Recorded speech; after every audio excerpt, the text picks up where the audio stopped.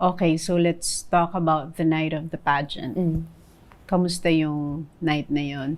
When I was competing, all throughout, I had a firm sense of self naman that, okay, I'm doing pretty well. And I think I'm presenting myself really good. So, I think if the judges would be fair, and if the judges have the same eyes as I do, I will make it to yung mga first cut, ganyan, top 30, top ganito, top 10. Because I judge pageants also.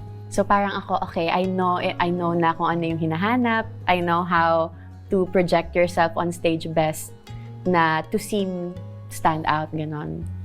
Did you feel nung day na yun na I will be Miss Universe? Oh, I believe that. You have to. So where do you think you get your confidence from once you walk out on stage? I think paniniwala mo lang sa sarili mo. Like knowing na okay, sa lahat ng pinagdaanan ko sa buhay, I'm sure hindi ito yung pinakamahirap, may mas mahirap akong pinagdaanan. So, itong gagawin ko dito, compared sa lahat ng pinagdaanan ko, wala to.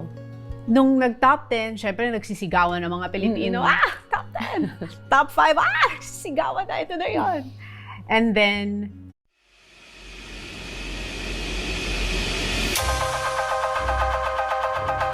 the announcement.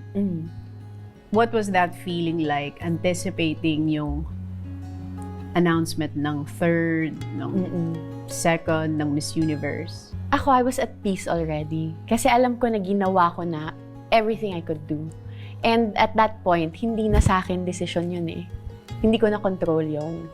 So, ang sa akin, basta ginawa ko lahat ng kaya ko dun sa mga kaya kong kontrolin, okay na ako doon.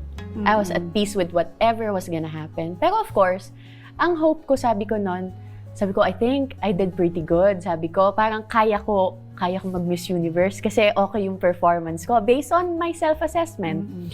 So sabi ko, okay.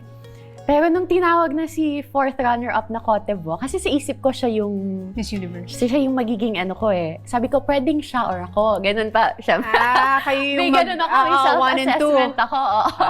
Tinawag siya, sabi ko, okay. Nung una medyo na ano ako, parang, baka wala akong kalaban. Pero naisip ko, bakit ganon? Parang medyo hindi siya according to dun sa naisip ko. So, For you, ang Miss Universe mo was, if Hindi. not you, siya dapat. that's what's in my head. If I'm not gonna win, if you're the judge. If I was the judge, me or, syempre, ako yung bida, ano ko So, to eh. Isip ako ko to. Miss Universe, pero kung hindi ako magiging Miss Universe, pwedeng siya. Ganun yung naisip ko. Kasi based yan on assessing dun sa